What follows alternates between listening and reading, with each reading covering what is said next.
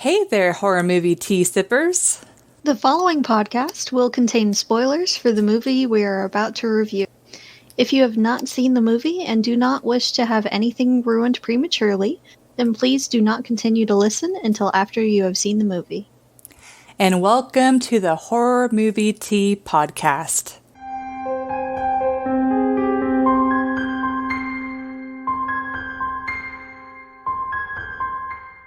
All right, and this week we are covering The Boy.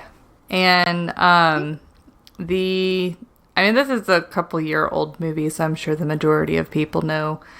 But the quick synopsis of it is this woman goes to, it wouldn't be a mansion, an estate, I guess, that's out in the country in the UK to watch over a child.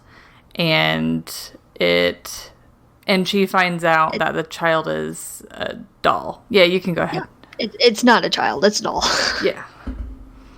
They failed to mention this during her interview and acceptance, but it's a doll. Yep. And then weird shit ensues. But before we get too in-depth, What tea are you drinking today? I am drinking the Tivana Citrus Lavender Tea. Ooh, that sounds good. It smells really good. I've had their Jade Citrus Mint, but not their Citrus Lavender. That smells really good. Or sounds really good. I bet it smells amazing. Yes, it smells like bedtime. I am drinking Bigelow's Mint Tea. Plantation Mint Tea. Nice. A classic.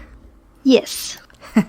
And we'll put links in the description and everything of where to get these teas as well, so y'all can enjoy it along with us. Yep. What did you think of this movie? Well, I guess, should we dive into the twist of the movie? I mean, we can. Just so that way it's a part of the synopsis. Okay. But, sorry, I fell over. Or did you want to explain, like, the happenings and the twist, or did you want me to finish it off? You can go ahead and finish it off. Okay.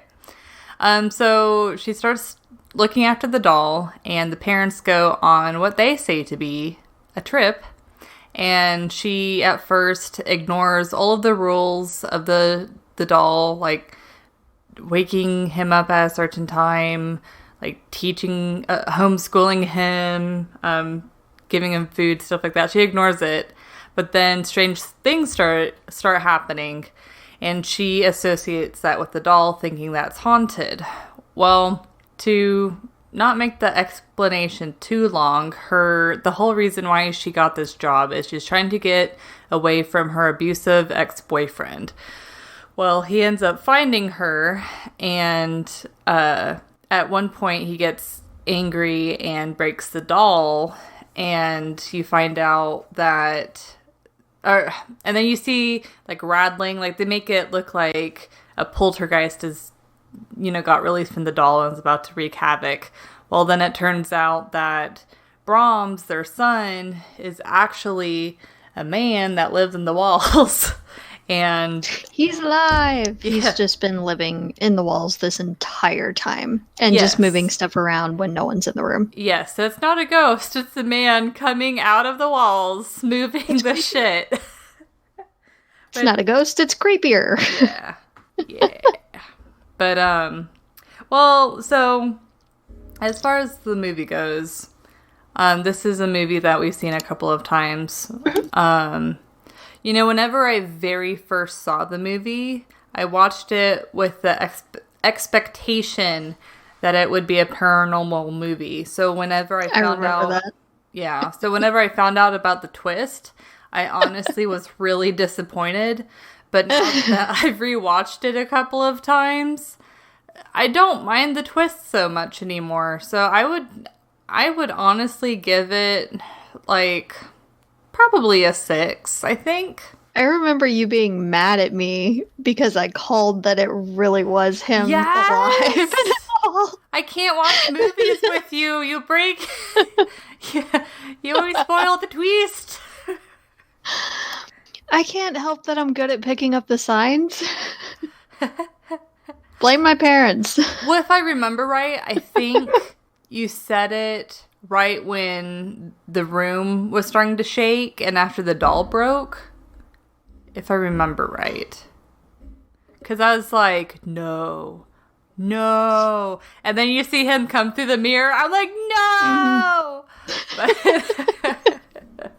I've been trying to keep my mouth shut until like right before or after the movie, if possible. But I can't always hold it in. Yeah. So what did you think of the movie? I really enjoyed this movie. There were a couple of things that I disagreed with, but I mean, the same could be said for any movie, really. It's not going to be 100% perfect generally. Yeah. But I really enjoyed it. So I give it about a 7 for entertainment. Okay. It's funny because I feel like you tend to be tougher on movies than me, but I don't know. I guess it also depends because there are times when I'm more tough on movies than you are. It depends, especially if one of us is disappointed in the movie if we thought it was going to be something else. So it kind of makes sense. Yeah. You were disappointed with this one, so you gave it a lower one. I enjoyed it, and I kind of expected something like that. So it didn't really bug me too much. I don't know if you remember the trailer, but they really did play it off as a paranormal movie. They did, and for most of the movie, they try to. Yeah, which I mean, I guess you would hope that they wouldn't give away the twist in the trailer, because then there's no point. Exactly. But, yeah. And it was still interesting. Yeah. And to see, now that you know what it is and what's going on, to go back and see all the different little tells, and just the things that you wouldn't have known either way. Like when he pulls the necklace off of the sink and pulls the dress off of the thing, he had to have been fairly low to the ground. Yeah. So thinking about it that way makes certain things a whole lot creepier. Yeah, I remember us talking about that while we were watching it. Yeah. There's a few other things. I can't quite place what they were. Probably should have. He had to have been watching them through the walls too. Ugh. Yeah, and then I just want to know the logistics. Like, how did he shower? Did he shower at all? Where did he get his clothes? Like, did his parents give him, like, his dad's clothes? Did they buy him clothes? Like, I don't know. I have questions.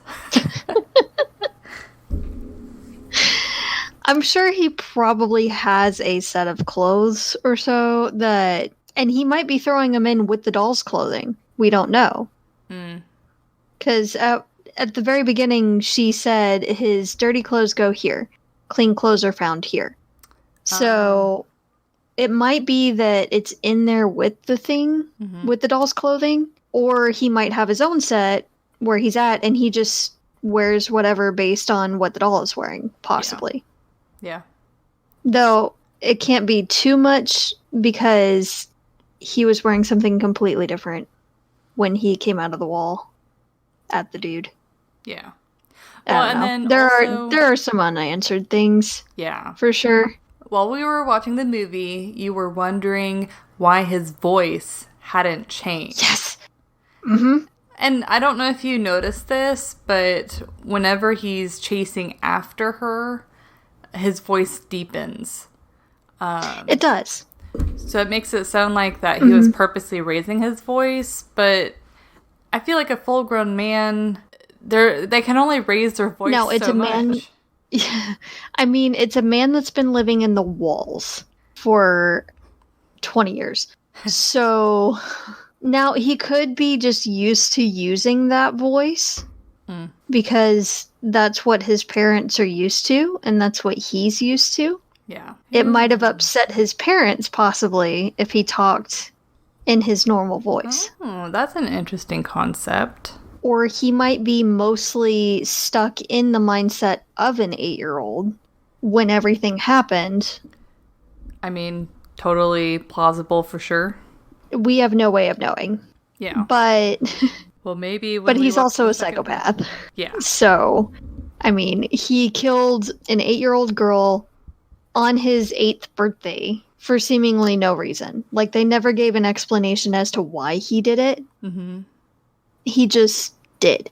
Yeah. And then when the police were going to question him, by the time they got there, it's a good, 20-minute drive, I think they said at one point. The place was already up in flames.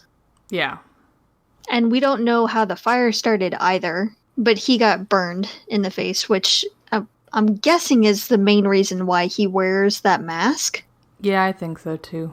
Because it's a replica of his face when he was that age. Well, also I want to know, why did his parents hide him?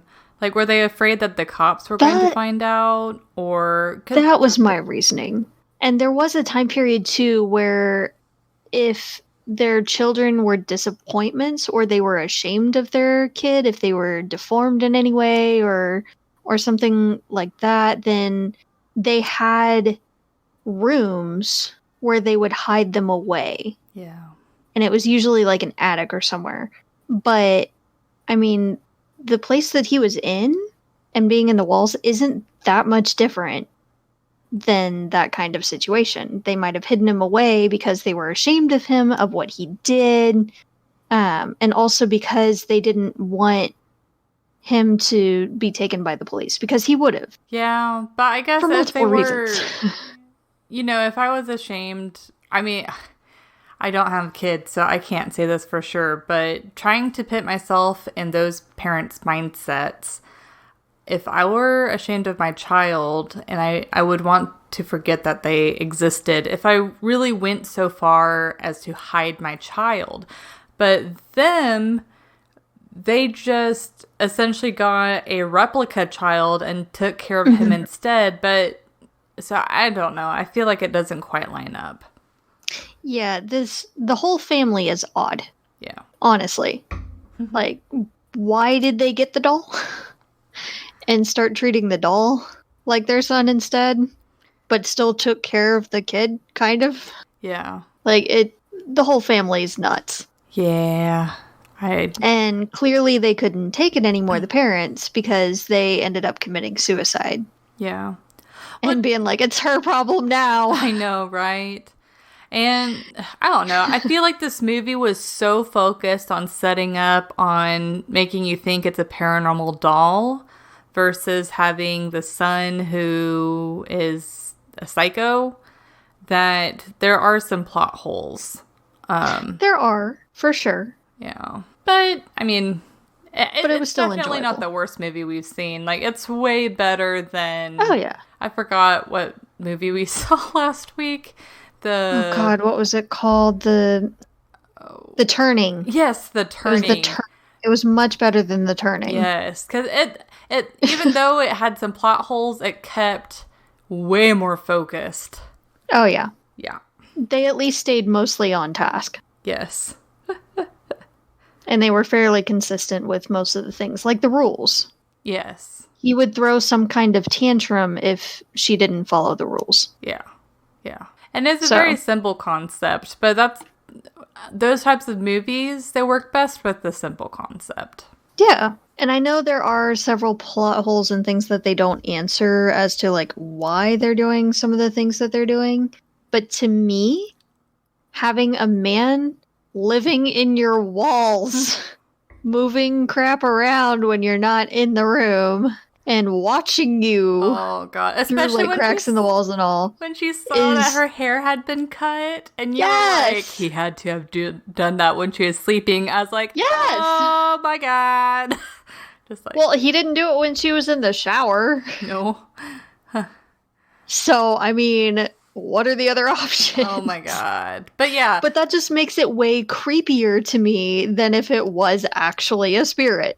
Yeah, like, you guys, next time you watch The Boy and he grabs her dress and necklace, just picture him in his porcelain mask, crawling on the floor, reaching out to grab it. Just, that does make it creepier. It's just so much worse. Yeah. So much worse. Yeah, it's like, I don't know what I hate more, the fact that he was living in the walls or the fact that, that versus it being a paranormal doll. Like, what would be worse? I mean, having it be a man living in the walls definitely makes it a lot creepier. I mean, both options suck. Can't deny that. But, I mean, they did try to give some clues here and there. Like, the dad especially was like, whatever it looks like on the outside, our son is very much here. And she was assuming that it was him spiritually, but he meant physically. And he's legitimately there. Yeah, that was a pretty nice touch. Yeah. He's there in the walls watching you. Taking a lock of hair when you sleep. Ugh. One thing that we need to talk about is whether or not we agree with the main character leaving her abusive boyfriend, like if she handled it appropriately and safely. Because I feel like, me personally, I mean, I've never been in that situation. I hope to God I never will be, or anyone will be, but it happens, unfortunately. But anyways, if I felt so unsafe that I had to leave the country, I would not give anyone my address. I would maybe give them a phone number or like my cell phone, but I would not give them my location at all. See, I wouldn't even give them a phone number. Like, if I had to leave the country, I would have their information. Yeah. My cell phone would either not be coming with me, or I would have removed the battery and the SIM card so they can't track it. Yeah. And only use it for emergencies. Yeah. But I'd rather get a burner phone at that point. Yeah, agreed. And, I mean, there's no reception where she was anyway. But don't give the address if you need some system set up to where she can send stuff to you, and you can send stuff back, like letters and things. Mm-hmm. Then find a post office in like the next town or two over. Yeah. And let her know, hey, I'm going once a week or once every 2 weeks. Yeah. To check it and send stuff from there. So that way, if he did somehow get that information, it would be a dead end. Yeah. Because they're not going to give him her information. Of, oh yeah, this P.O. box belongs to such and such. She's staying here. Yeah. They're not going to give that information. You'd hope not. And if they do, then they're violating quite a few regulations and policies. Yeah. And probably a couple laws. I'm not sure exactly because it's a different country. But I know at least here, they'd be violating some laws. Yeah. Giving that information out. So that was dumb. Yeah. And I feel like a lot of it is, part of it is panic, I feel like, which is understandable. And there's the feeling of unknown, and it's very scary. And she wanted something familiar to hold on to. Yeah. Which I get, but it was still kind of dumb. Yeah. He's not worth all that. Who knows? It's like whenever you're in that situation, it's such a different ball game than when you can step back and look on the outside. Yeah. But, well, so let's move to whenever Brahms is actually chasing her and trying to hurt her. The one thing, overall, I don't think she did too bad of a job, like running away from him and trying to get away. But the one thing, you pointed this out, the one thing that I thought was super stupid is they run out of the room and then immediately go upstairs rather than through the front door. They have like 50 exits in that estate. I know. It's like they have the front door, the side door to the kitchen. That's at minimum, and they have to have more openings than that. It was a huge place, and really, I'm pretty sure they only did that because they wanted to show where he was actually staying. Yeah. And they wanted to show that that doll basically, that he had made of her on his bed. Yeah. I'm pretty sure that was the only reason, really. Was they wanted the audience to see that. Which we didn't necessarily need to. We get it. Mm-hmm. He's been living in the walls. That's not hard to interpret there. We don't need to see it. Well, plus, did you feel like they made him way too strong for what his body type looked like? Yes. Yeah. Yes, but a lot of horror movie villains are like that. I mean, take Michael Myers. Yeah. He lifted people up with one hand. But it's like the whole movie builds on how much of a monster he is. While Brahms is just like at the end is like, "Hey, I'm a man, not a doll." And then and then you just see him just fucking kill the boyfriend, who is pretty big, by the way, and just he's like, a big dude. Take him He's out. a big boy. It's like, whoa. Like, was not seeing that. Well, I did find it a little bit funny just to see the little darkness in you when she was trying to stop Brahms. Yeah, I'm from like, hurting the axe. Let him die. You're like, why would you try to stop him? And I'm sitting here like, well, she probably wants him out of the way, but not dead. But I mean, like, in my death mind, is messy. If my abusive boyfriend was willing, I'm gonna take the time to leave. Yeah, was willing to go to a different country, I'd be like, boo, you die. Yeah, no. I would leave. I would leave and take the nice guy with me. We'll send some cops for you later. They'll take some time to get here, so Yeah, let them recover the body. That's fine. That's fine. Oh, man. So if you were in that situation and you're being chased, would you, besides not running upstairs, is there anything else that you would do differently? I would grab a weapon. Yeah. And they were in the pool room, so they did have access to at least, like, long sticks. At least 20. And then those pool balls, too, are super, super strong. Yeah, they are hard. You can throw them. You can use them just as a bludgeoning device. Yeah. Like, keep them in your hand and smash it against his temple. Ew. Oh. Or his knee. Yeah. Kneecap him. Both would hurt. You have several different things there that you could have used as a weapon. Like, there's like, what, 50 other rooms? Mm-hmm. In that estate, pick one. Go to the kitchen. I'm sure... Clearly, It was on the bottom floor. Go to the kitchen, there. Grab the biggest knife in the kitchen. Yeah. And then leave, because there's a door in the kitchen. Yeah. Yep. The chase scene was very unnecessary and drawn out. A little bit. She did get very, very close when she stabbed him with the screwdriver. It was almost at the heart. It was a little bit off. But it was a good try. It was good aim. Good solid try. Instead of just leaving it in, though, if someone is trying to kill you, especially if they're holding you off the ground by your neck, rip the thing out and stab it into his eye. Well, and then even just ripping it out. Yeah. Bleed out faster. They're...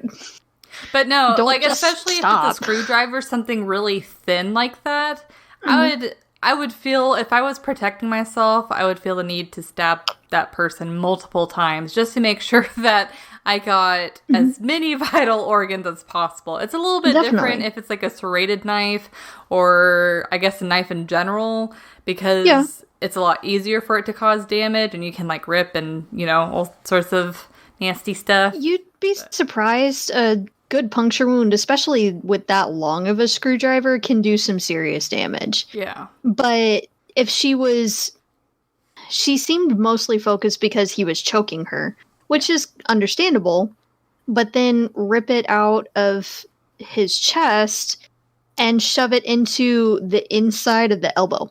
Oh my That'll make him drop you real quick. Oh my god. I don't like this episode. I need the heebie-jeebies. Oh, God. I'm just saying, there are things that she could have done to get away a little easier and wouldn't have had as much damage to her throat that she surely would have had the next couple of weeks. Yeah. From being half strangled. Like, even if you don't have a weapon, if you bring your arms up high and then slam them down on the inside of the elbow, it'll help buckle the elbow, which would make him drop you. Well, I'm glad you took self-defense.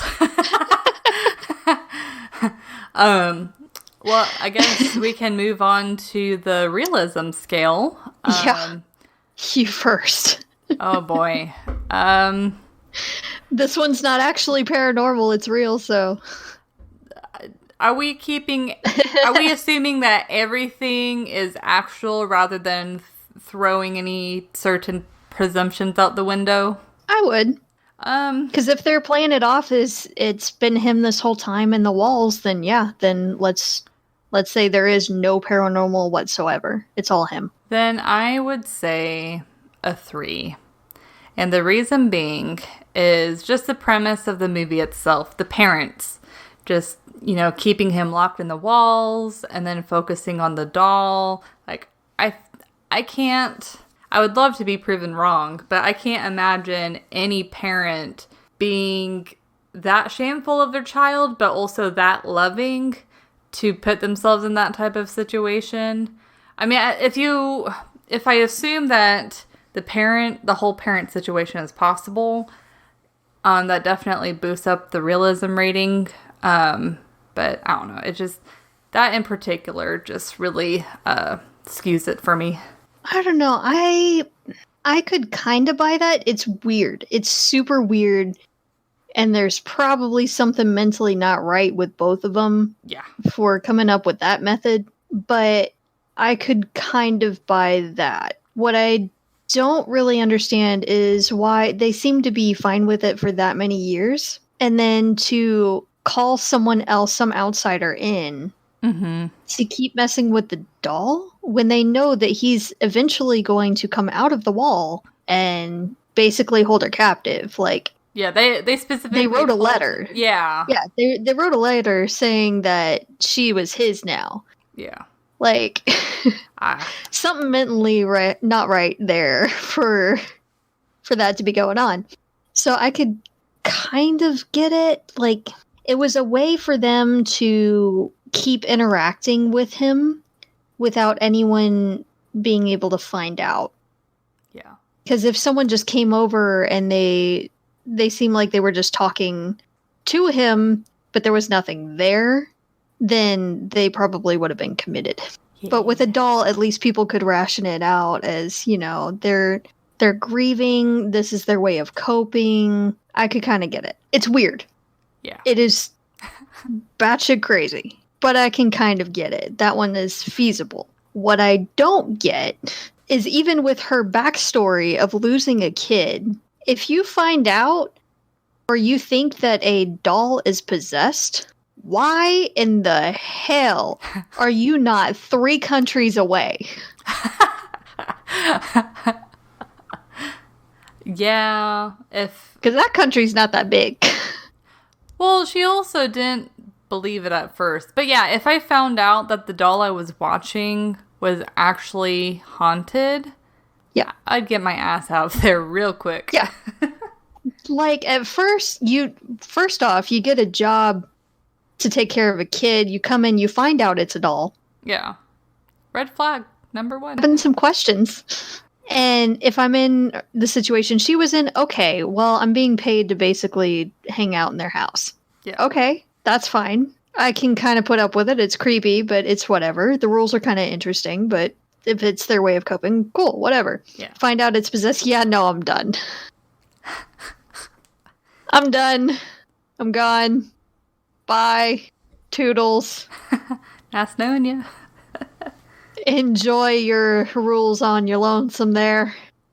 Clearly you have no problem moving the doll yourself, so you can dress it and all just fine yourself. Bye-bye. Yeah. But so I take points off for that. Like any sane person would be like, okay, deuces. But and she didn't tell anyone at first. Yeah. Like the dude that's been bringing the groceries, Malcolm. Mm-hmm. She basically did, from his perspective, a complete 180 personality wise. Yeah, he was worried about her at first. Yeah, with reason. Yeah. At first, she was, outgoing and all. She was kind of flirting back with him, a little bit of banter, sounding like, she might want to go to the town with him and hang out or something, and being open and just talking with him. They were walking through the grounds and all. And then she thinks that this thing is possessed and that there's a spirit of a kid. And then all of a sudden, she's carrying around the doll.